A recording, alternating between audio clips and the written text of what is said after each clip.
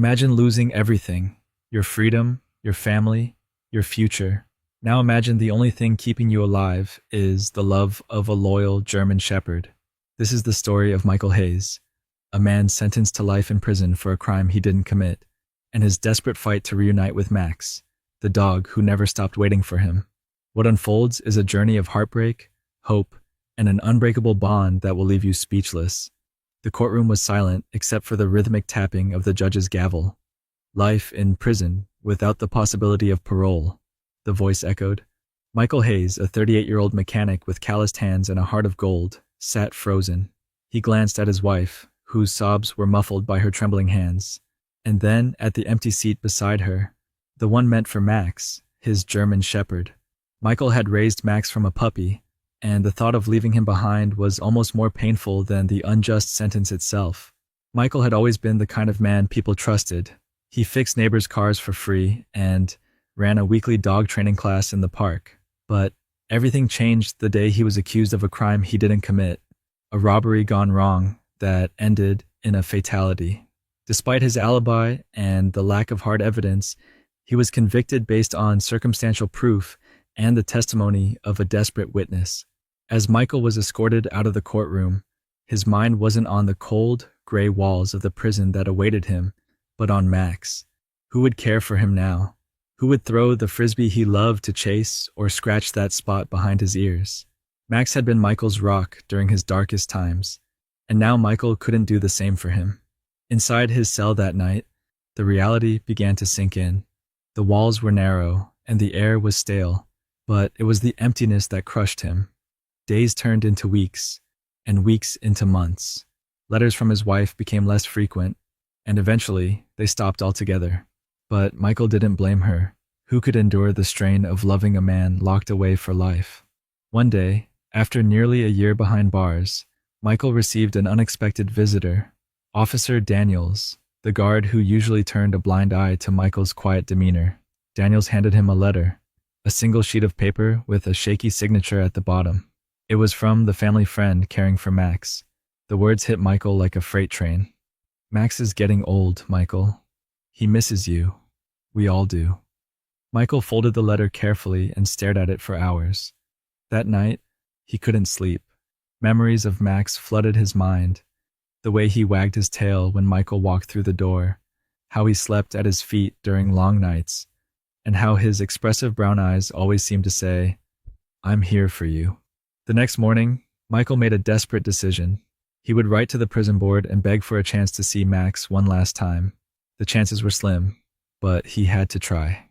He poured every ounce of his heart into that letter, describing not just the bond he shared with Max, but also the unfairness of his situation. Days turned into weeks again, but this time, Michael felt a flicker of hope.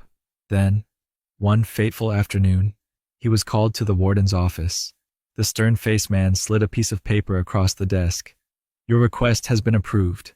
You'll see your dog next week," the warden said gruffly, though his voice carried a note of sympathy. Michael's hands shook as he held the paper. It was the first victory he'd had in years. He didn't know what to expect, but the thought of seeing Max again gave him a reason to endure. He whispered under his breath, "Hold on, Max. I'm coming." The morning of the visit arrived faster than Michael expected, yet the days leading up to it had felt like an eternity. He was escorted to the visitation yard, a stark outdoor area surrounded by towering fences topped with razor wire. The sun felt foreign against his skin, and he squinted at its brightness. His heart raced as he scanned the area, looking for the familiar face that had kept him going all these years. At first, it was eerily quiet. The guards stood stiffly at their posts, their eyes darting between Michael and the main gate. Then he heard it, a distant bark, faint but unmistakable. Michael froze, his breath catching in his throat. The bark grew louder, closer, and suddenly, the gate opened. There he was, Max. His coat was speckled with gray now, and his once springy gait had softened with age, but his spirit was unmistakable. Max's ears perked up as he spotted Michael. For a moment, the world seemed to stand still. Then, as if breaking free from an invisible leash, Max bolted toward him, barking with joy. Michael dropped to his knees, his arms wide open. "Max!" he called, his voice cracking. When Max reached him, it was as though no time had passed. The German shepherd jumped up, placing his paws on Michael's shoulders, licking his face furiously. Tears streamed down Michael's cheeks as he buried his face in Max's fur. "I missed you, buddy," he whispered, his voice trembling. Max let out a soft whine, pressing his head against Michael's chest, as if to say, "I missed you too." The guards exchanged glances, some visibly moved by the reunion. Even the usually stoic Officer Daniels had to look away to hide the emotion creeping into his eyes. For the next hour, Michael and Max were inseparable. They sat in the patchy grass, Michael scratching Max behind the ears, while Max alternated between wagging his tail and resting his head on Michael's lap. Michael spoke softly, recounting everything he'd been through since they were separated, as if Max could understand every word. "I'm so sorry I wasn't there for you," Michael said, his voice heavy with guilt. Max tilted his head, his expressive brown eyes filled with understanding. It was as if he was saying, "It's okay. You're here now." But the visit wasn't without its moments of tension. Just as Michael was beginning to feel a sense of peace, the warden approached, his expression unreadable. "Hayes," he said, clearing his throat. "There's something you need to know." Michael's heart sank. He tightened his grip on Max's leash, bracing himself. "What is it?" The warden hesitated, glancing at Max before continuing. "The family who's been taking care of Max, they mentioned he's been having health issues. Arthritis, mostly. But he's also been showing signs of something more serious. They're running tests, but..." He trailed off, leaving the rest unsaid. Michael's throat tightened. He looked down at Max, who was now lying contentedly at his feet, unaware of the weight of the conversation happening above him. "How bad is it?" Michael asked, his voice barely above a whisper. The warden shrugged slightly. "It's hard to say, but they wanted you to know." The rest of the visit was bittersweet. Michael tried to stay present, to soak in every moment with Max, but the warden's words lingered in his mind like a storm cloud. When the time came to say goodbye, Michael knelt in front of Max, his hands trembling. "Be strong for me, okay?" he said, his voice breaking. Max licked his face, his tail wagging weakly. As the guards led Michael away, he glanced over his shoulder for one last look. Max stood there, watching him, his tail still wagging. It was as if he knew this wasn't just a goodbye, it was a promise. Back in his cell, Michael lay on the cold, hard cot, clutching a worn photo of Max that the family had sent him months ago. He stared at it until his vision blurred, silently vowing to do whatever it took to be there for Max, no matter what the future held. Back in his cell, Michael couldn't shake the warden's words from his mind. The thought of Max facing health struggles without him ignited a fire deep within him. He had already lost everything, his freedom, his reputation, his family, but losing Max would be the final blow. He had to find a way to be there for him. That night, Michael lay awake, staring at the cracks in the ceiling of his cell. The room was silent except for the occasional shuffle of footsteps from the guards outside. He thought about the unfairness of his sentence, the evidence that had been ignored, and the fight he had left in him. If he couldn't change his situation for himself, he would do it for Max. The next morning, Michael approached Officer Daniels during breakfast. "I need to make a phone call," he said, his voice steady. Daniels raised an eyebrow but nodded, sensing the urgency in Michael's tone. Minutes later, Michael was seated at the phone station, dialing the number of a lawyer who had been recommended to him by another inmate. The line rang several times before a deep voice answered. "This is David Carter." Michael introduced himself and explained his situation in a rush, his words tumbling over each other. "I've been trying to get my case reopened, but no one listens. Now I have a reason to fight harder. My dog, Max. He's getting old, and he's sick. I need to be there for him." David listened patiently before responding. "Michael, I'm going to be honest with you. Cases like yours are uphill battles, but I've worked on tougher ones. If there's even a sliver of hope, I'll find it. I'll need access to your trial records and any evidence you have." Hope flickered in Michael's chest. "Thank you," he said, his voice thick with emotion. The call ended, and Michael felt a renewed sense of purpose. Over the next few weeks, David worked tirelessly, combing through Michael's case files, interviewing witnesses, and searching for the cracks in the prosecution's story. Michael, meanwhile, threw himself into preparing for the possibility of freedom. He started working out in the prison yard, not just to pass the time, but to stay strong for Max. One afternoon, Officer Daniels approached Michael in the yard, a rare smile on his face. "Hayes, I heard from your lawyer. He found something. Says it could be big." Michael's heart leapt. "What is it?" Daniels shrugged. "I don't know the details, but he said he's filing a motion to get your case reviewed. Could take months, maybe longer, but it's a start." That night, Michael sat on his cot, staring at the photo of Max. For the first time in years, he allowed himself to dream. He imagined walking through the front door of his house, Max running to greet him. He pictured the two of them lying in the backyard, the summer sun warming their skin and fur. But reality had a way of creeping in. As much as he wanted to believe in a happy ending, Michael knew the road ahead would be anything but easy. The justice system moved slowly, and every delay meant less time with Max. One day, during a visit from David, Michael asked the question that had been haunting him. What if it's too late? What if I get out and Max is gone? David leaned forward, his expression somber. "Michael, I won't lie to you. That's a possibility, but you owe it to yourself and Max to fight. He's waited for you this long. Don't give up on him now." Michael nodded, his resolve hardening. He couldn't let fear dictate his actions. For Max's sake, he had to keep going. As the days turned into weeks, the prison became both a cage and a battlefield. Michael fought against despair, against the system, and against time itself.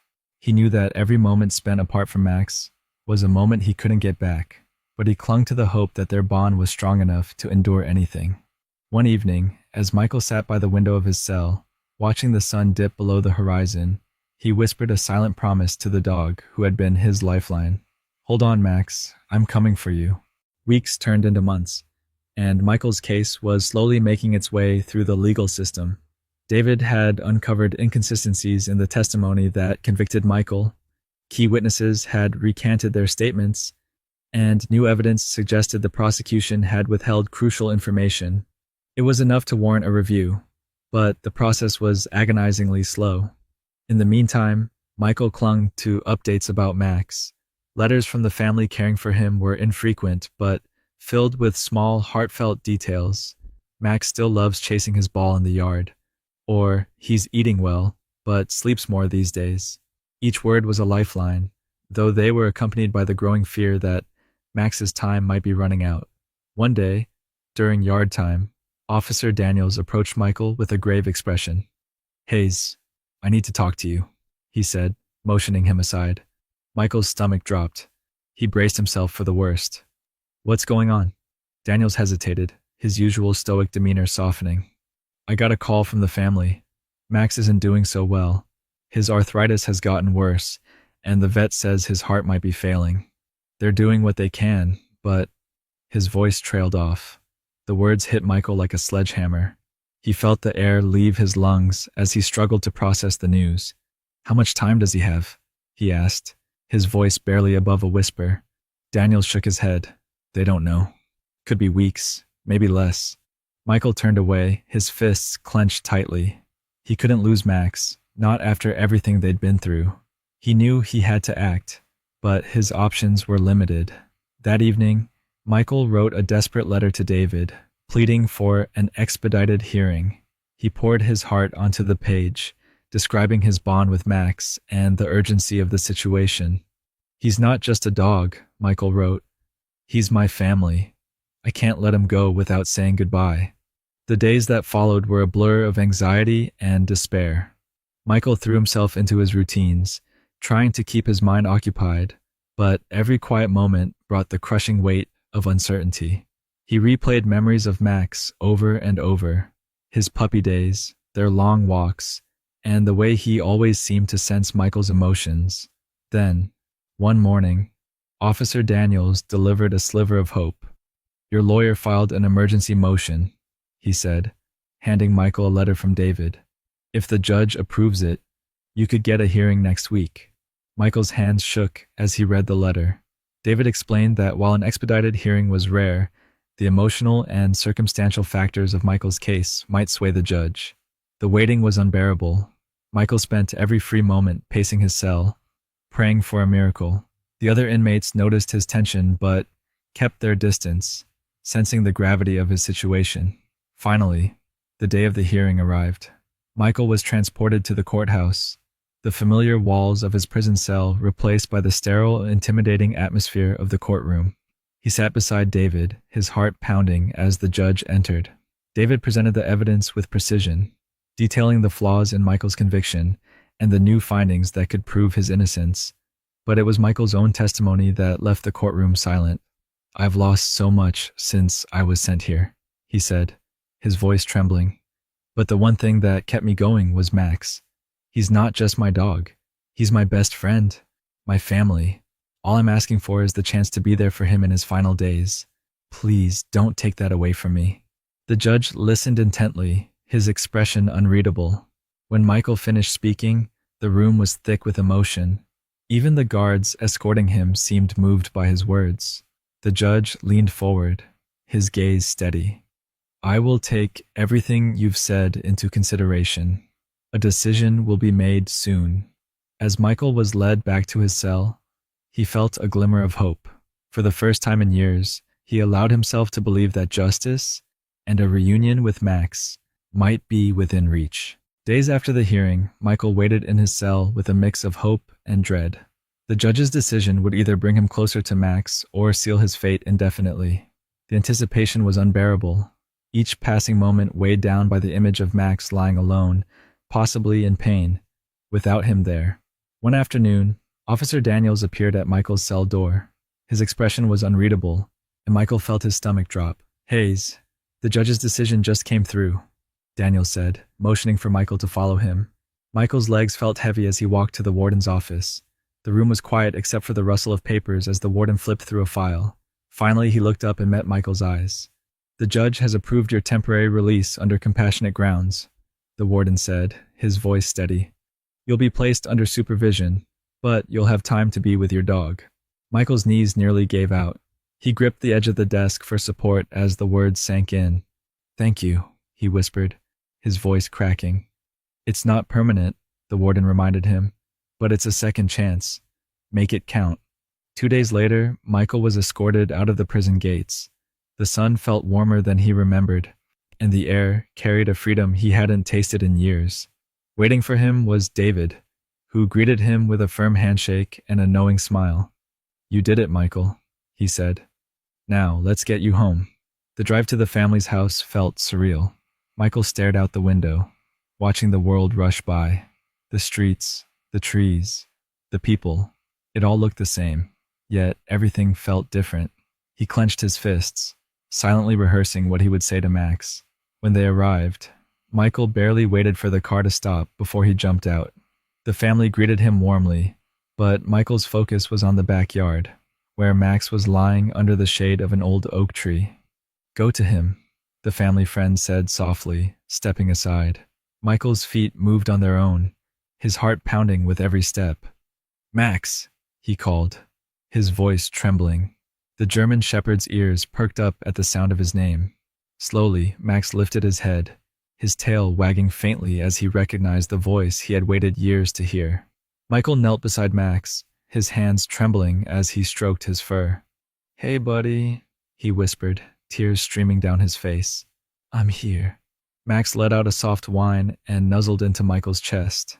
The moment was bittersweet. Max was thinner now, his movements slower, but his love for Michael was as strong as ever. For the next few days, Michael dedicated every moment to Max. They sat together in the yard, watched the sunsets, and revisited old routines. Michael threw a frisbee for Max to chase, though he didn't run as fast as he used to.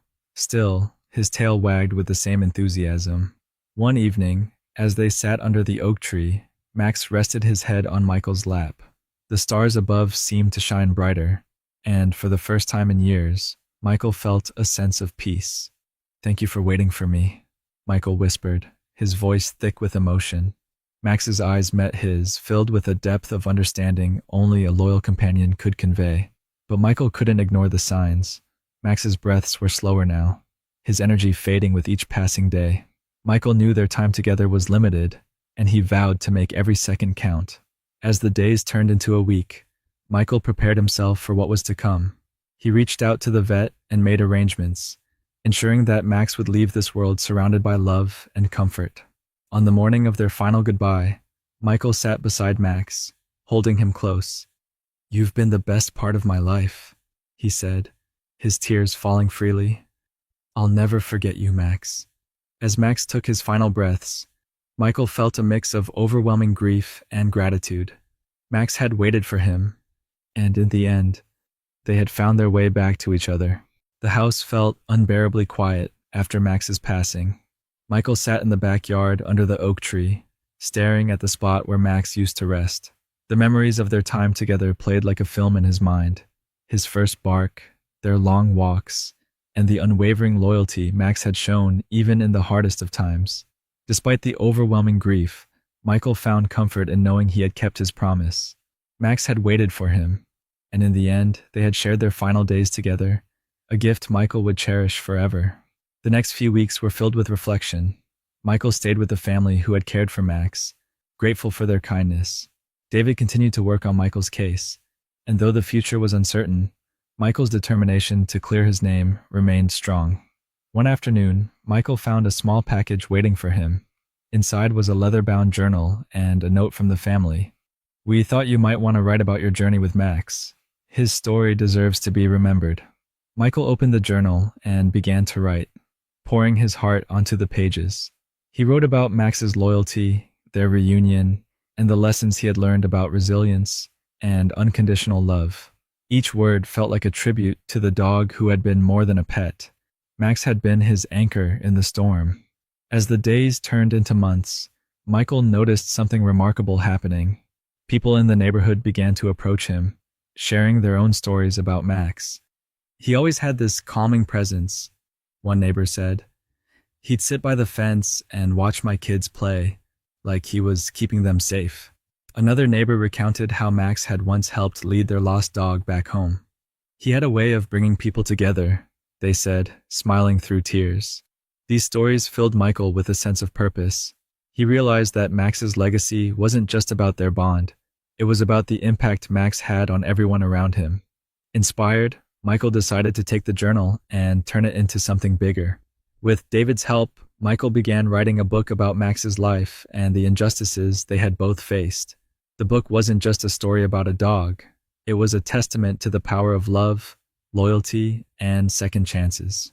The process of writing was therapeutic for Michael, helping him process his grief while keeping Max's memory alive. When the book was finished, it was titled, Max, the Dog Who Waited. To Michael's surprise, the book resonated deeply with readers. It became a beacon of hope for people facing their own struggles, showing them the strength that could be found in love and perseverance. But Michael's journey didn't end there. With the proceeds from the book, he started a foundation in Max's name, dedicated to helping wrongfully convicted individuals reunite with their families and beloved pets. The foundation also supported shelters and programs for dogs like Max, ensuring they would find the loving homes they deserved. Years later, Michael stood in the same backyard where he had shared his final moments with Max. A new German Shepherd puppy named Shadow played at his feet, chasing a frisbee with the same enthusiasm Max once had. As Michael watched Shadow, he felt a deep sense of peace. Life had been unkind to him in many ways, but it had also given him Max, a gift that had changed him forever. Michael knelt down, stroking Shadow's soft fur. "You've got some big paws to fill, buddy," he said with a smile. "But I think Max would be proud." And as the sun dipped below the horizon, casting a warm glow over the yard, Michael knew that Max's spirit lived on, not just in his heart, but in every life their story had touched. Michael and Max's story shows the true power of loyalty and love. If this story moved you, subscribe to the channel, like the video, and share it with someone who loves inspiring tales about dogs. Together, let's celebrate the unbreakable bonds that make life meaningful. Thank you for watching.